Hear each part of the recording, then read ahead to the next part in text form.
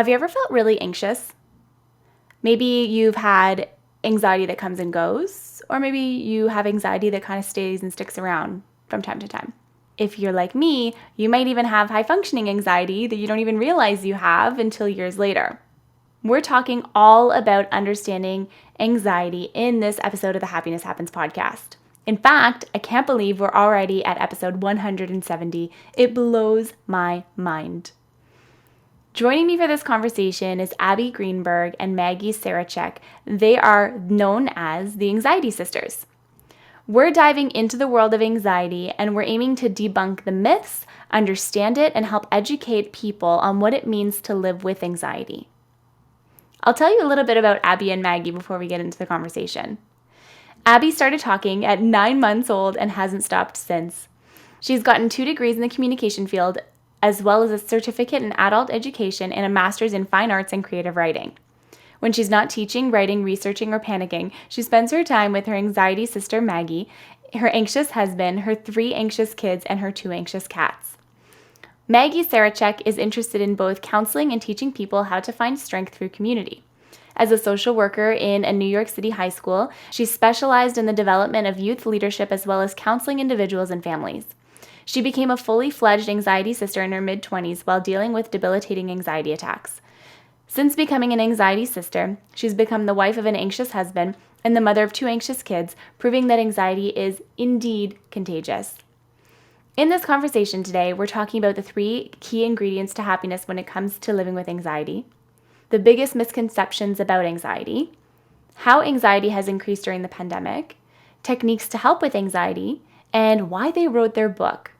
I know you're going to find this conversation incredibly valuable, especially if you live with anxiety on a daily basis, or maybe even just to understand how someone close to you may live on a daily basis, since anxiety does impact many more people than we can even begin to imagine. Okay, let's get into this conversation. Hello, Abbe and Maggie. Thank you so much for joining me on the podcast today. I'm so excited to have you both here and talk about anxiety. I have anxiety, so I'm excited. So do we. Don't we all? Yes. Yes. Welcome to the show. We're delighted to be here. Oh, so excited. I'm very excited to have the both of you on. I think I've only ever done one interview class that's had 2 people, like all 3 of us at the same time. So I love this dynamic and I think it's fun. And I would love, as my first question to you, I want to know, how do you define happiness? Whoever wants to take it first. Well, in our book, we say that happiness has 3 ingredients. It's kind of a secret sauce, which for me and Mags probably has chocolate in it somewhere. But the secret sauce has 3 ingredients. The first ingredient is acceptance, meaning an acceptance of who you are as a real person. In other words, your real true self. And that would, for some people, include their anxiety disorders. So for me and Mags, acceptance includes the fact that we are anxiety sisters, and we're always going to be anxiety sisters. So our brand of happy will be anxiously happy. And then the second ingredient would be agency, which is a sense of control over our own decisions. Lots of anxiety sufferers end up unwillingly relinquishing their agency to their anxiety, and their anxiety starts to determine where they'll go, who they'll see, what they'll do. And so we feel that to have happiness in your life, you want to at least be making your own decisions, even, for better or for worse. You want to make your own decisions. And our third component is connection, because human beings are social species. We need each other desperately, and connecting with each other is crucial.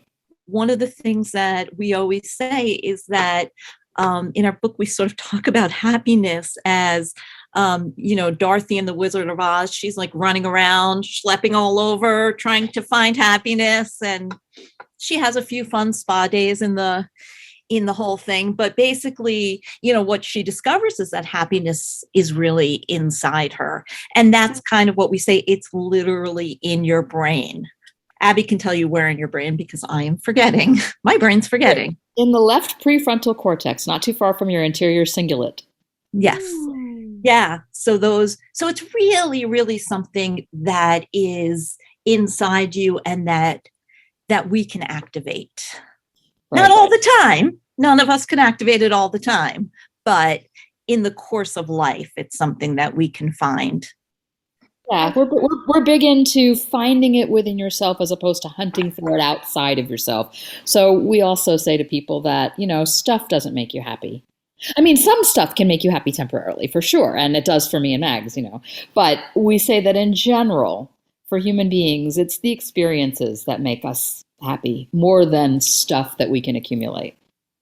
I agree with that a lot. And it's funny that, we bring this up right now. It's so timely to me because, okay, sometimes when you're on social media and you see people post different things, and I never engage online, okay? I never comment because I don't think that everyone has the same awareness about specific things in life, okay? So when people are commenting something negative, I tend to steer clear. I saw this very silly thing online, and I think it was like about a celebrity who something happened. I don't even know what happened, but it wasn't a good thing. So something happened. And someone had commented and said, why are all these rich people so unhappy? They have so much money. And I wrote back and I said, but happiness isn't money. You know what I mean? I said it a lot nicer than that. I said, it doesn't always, you're going to be happy because you have money. And then the person replied back and they're like, oh, you're definitely rich then for you to be able to say that. And I was like, oh, okay. Well, here's something interesting is that, and the name of the guy who said this is slipping my mind. He wrote The American Paradox, and I can't think of his name, but he said so beautifully that our generation, and we'll include all of us, right? So you're a generation behind us or two, but it doesn't matter. Our generations are something like 50 times richer than our grandparents' generations, and yet not even half as happy. Mm-hmm. Oh, that is so good. I love that you brought that up because, and I guess to sort of like let you know how that all ended up. I just sort of replied back and I said, yeah, like, there are definitely always things externally that make us happy. Always. Like, yes, it's so nice to get a gift from someone or like to receive a compliment from someone. Like, those are really nice things, but those are very temporary happiness. Anyways, it was a very interesting conversation. So it's funny how I feel like, especially the three of us, because we're having this conversation now, we all have this deeper awareness of what happiness is. And you forget that not everyone has that same awareness. You know what I mean? Yes. And I definitely can understand it in the sense that when you're really struggling to provide for a family, to live in a safe house, or you don't have health care, for example, and or you're drowning in debts, because you're drowning in your student loan debt or some other debts, or that the pressures, in this country, particularly on poverty, are very intense. Talk about anxiety; those pressures are extremely intense. So it's sort of, there is a certain amount of privilege in saying, yeah, things don't make us happy. Yeah. We do get that. I agree with you though, and I thank you for bringing that up and for checking that privilege because it's true. Like, and I think about this often. Like, not everyone has access to even be able to listen to a podcast to understand whatever it is that topic on the podcast. So I really appreciate that because I think it's important to acknowledge that for sure. Yeah. Dr. Laurie Santos, who does the Happiness Lab, she's the professor at Yale. I think it's Yale, or is it Harvard? No, it's Yale. She's a professor at Yale, and she teaches the most popular course ever taught at Yale, and I think it's called The Science of Happiness. And she said that if you're not making $75,000 a year, then the discomfort and the pressures and the misery that can be caused by being in that impoverished state in this country with all of our health expenses and everything else, and everything being so ridiculously expensive, that can keep you from being happy. But over $75,000 a year, it doesn't seem to much matter whether you're making $75,000 or $200,000. Interesting. Right. Depending on place you live and your family circumstances. So, yes, and then again, there's all this stuff like, what is the generational wealth in your family versus some communities that don't have it. So that's a very loose. But her point was that there is a threshold where, where the money only goes so far. Right. Yeah. We would agree. Exactly. Okay. And so I want to know from an anxiety perspective, because we've never really talked about anxiety on the podcast specifically. I want to know, what is the biggest misconception in all of the work that you've done that people have? I think that we would say that for people who don't have anxiety, it's that anxiety is very physical. So you don't just feel like, oh, I'm anxious, I'm anxious today, like, oh, maybe I'm a little sad today, or maybe I'm very happy today. We tend to feel anxiety. Some people feel it in their stomachs. Some people get those Bear aspirin heart symptoms. Some people get rashes all over. Like there are just so many different ways that we feel anxiety, nausea, and just burping, farting. All these symptoms happen. And so anxiety is not just like, oh, pull yourself up by your bootstraps and control your anxiety. It's these physical symptoms your body actually produces, and you really have very, very little ability, especially in the beginning when you don't know what it is. But even later on, it's not like you can just say, oh, body, stop feeling nauseous. It's so that is, like, I think the number one thing about anxiety. And I think that a lot of people think that anxiety is, laziness, or you really don't want to be out and you really don't want to be doing things. And we always say anxiety is a disorder. It is not a decision. It is not a moral failing. It is a disorder. Yeah, I would definitely agree that that's probably the biggest myth. That, and that people with anxiety are weak.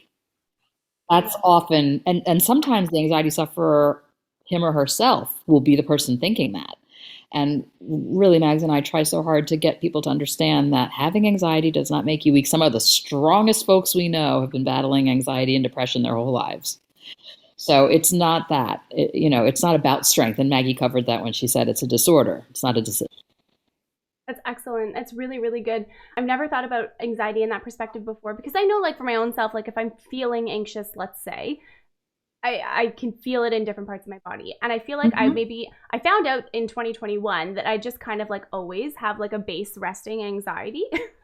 Yes. And I was like, wow, that explains so many things. But my anxiety comes out in overproductivity. So extra working, like working longer, like putting my worth in the amount of work. So for everyone, I feel like it looks so different. Absolutely.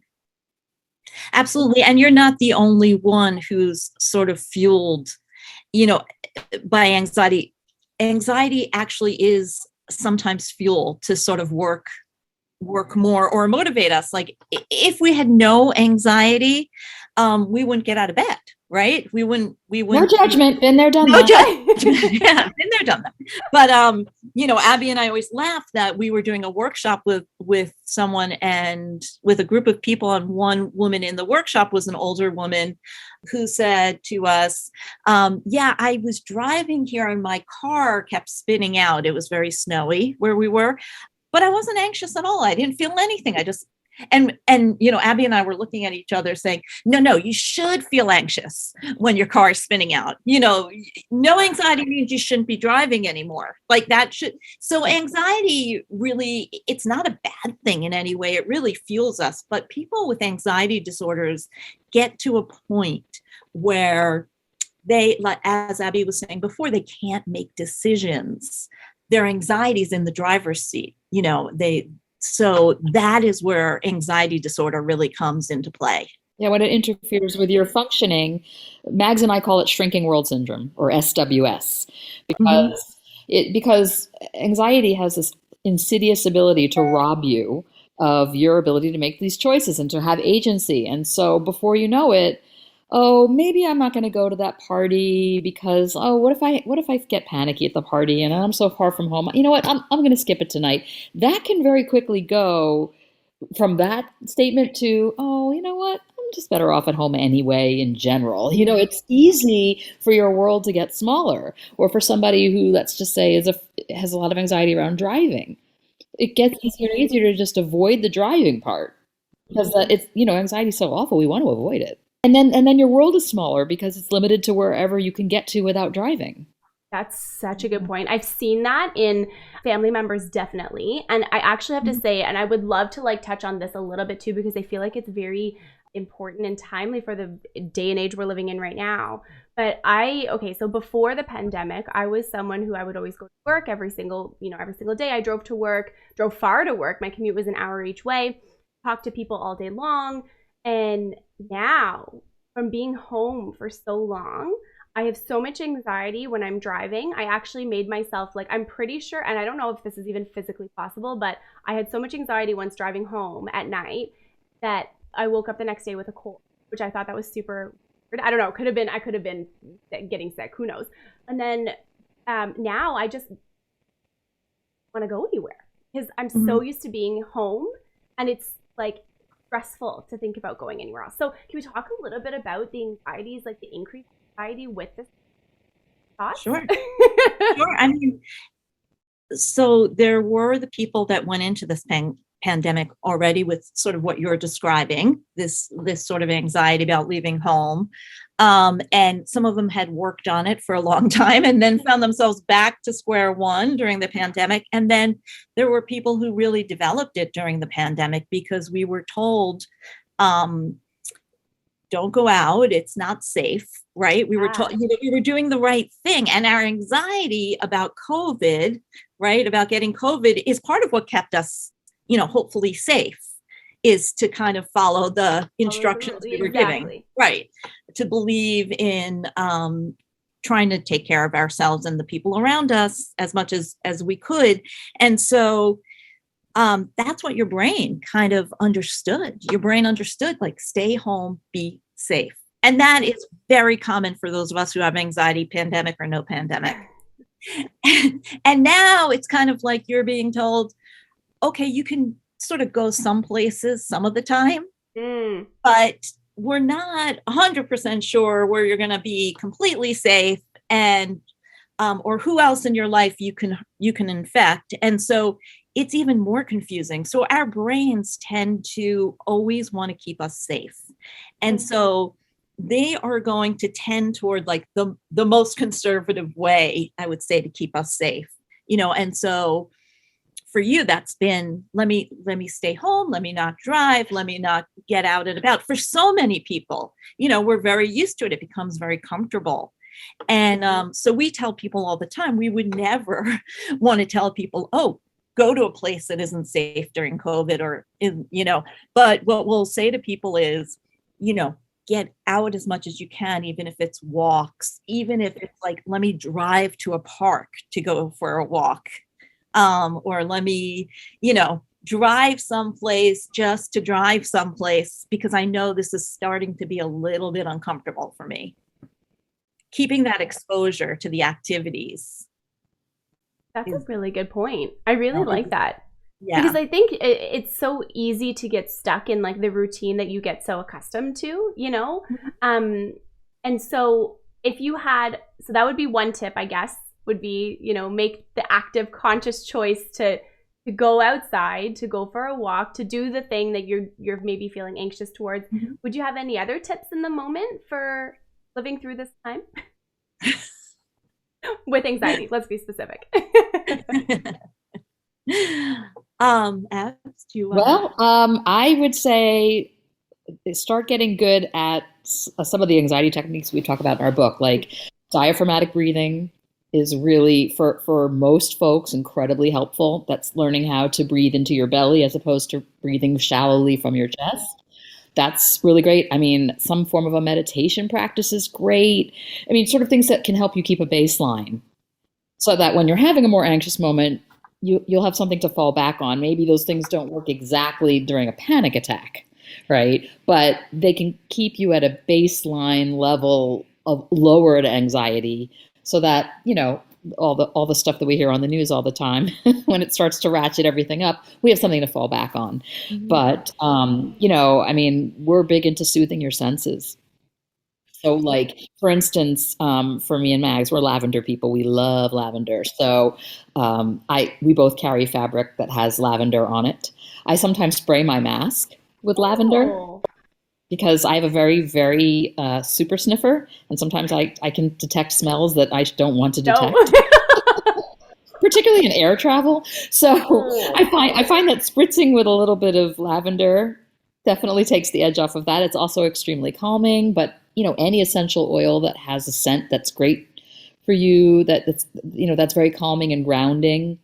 Uh, we always carry with us something we call a spin kit. And Oh, a spin kit is our term for a first aid kit for anxiety. So just like if you have, let's say, a severe allergy, you'd carry an EpiPen. So if you're an anxiety sister, you should be carrying a spin kit. And spin kits have things to keep you busy while you're experiencing anxiety. Things like distractors, like fidget spinners, or things to keep you grounded, like, you could wear a rubber band around your wrist and snap it. And that kind of keeps you in the present. Things for your senses, like I talked about, something lavender in it for smell, or maybe a strong mint, or a strong taste for your sense of taste, or some photographs of animals or people that you love, if that's soothing to you. I love, my cats are soothing to me, but they would send Maggie into panic. So everybody's going to have a different spin kit. But in essence, we believe in preparing for panic. Because if you do that, if you're walking around with this little kit that has all these different things in it, right? These things that can soothe you. So we always say, like, carry these things that help distract you and help soothe you and help treat your symptoms, whatever they are. And that will really go a long way toward helping you manage when you are sort of out and about. love that. That's a great, great, great tool. Okay, let's talk a little bit about your book, why you wrote it, and a key learning that someone would take from the book after reading it.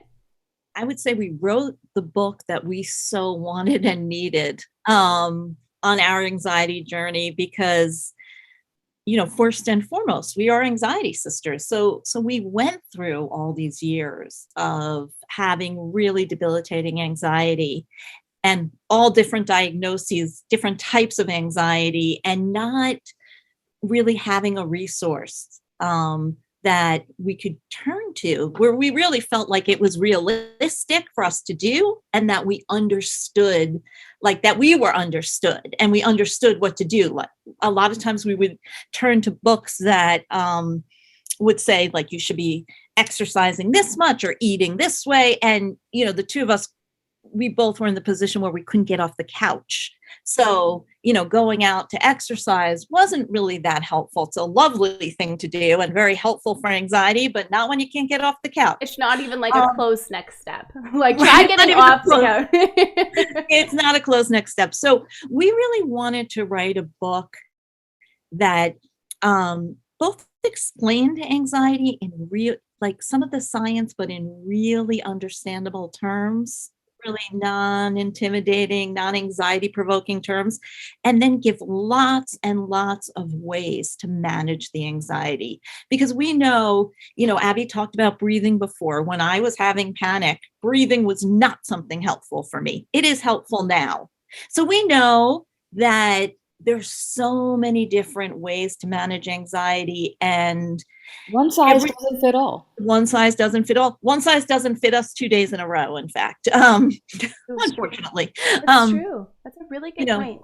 Well, we believe in having an arsenal of techniques because, like Maggie said, everyone is going to need something a little different. So we wanted to write a book that, first of all, had no shoulds in it. We didn't want to shit on anybody. No telling people what to do, because frankly, that is, for us, every time we had a list of things that we were supposed to be doing to make our anxiety better and we couldn't do them, then we just felt worse. We didn't want to add to anyone's feeling of already, this is already so hard. Do you know what I mean? So we don't believe in shoulding. There's no prescription in our book. It's literally an arsenal of techniques that people can just choose. That's really great. As we started out with happiness before, we really saw that some of the same things that helped us manage our anxiety, that idea of agency and connection and acceptance, are the things that we started out the show with talking about happiness. Mm-hmm. They really are the same in many ways. So our original title. Oh, sorry, Max. Oh, sorry. No, so while we give very specific techniques, we also talk a lot about what it means to have agency and connection and how you get it, and acceptance and how you find it. And what were you going to say, Abs? I was going to say our original title for the book, which we ended up changing with our editor's help, but our original title was Anxiously Happy. Oh, interesting. I like that title too. That was our working title. I like it. I think that's a good title. I mean, I like them both. Our publisher did not like it quite as much as we did, so maybe that's the next book. it's a good idea. It's actually a really nice idea. Thank Could you. be like a sequel, part 2. Yes. I love it. Okay, this is my last question, and it's a question that I ask all my guests when they come on the show, and it's how can someone create a little more happiness in their day every day starting today? Well, for us, it would be anything that gives you more agency, deeper acceptance, or connection with another human being or animal or nature is going to increase your happiness. So anything that does those things. And you can think really small. Like if you're in a place that is tough right now, it doesn't have to be a grand gesture.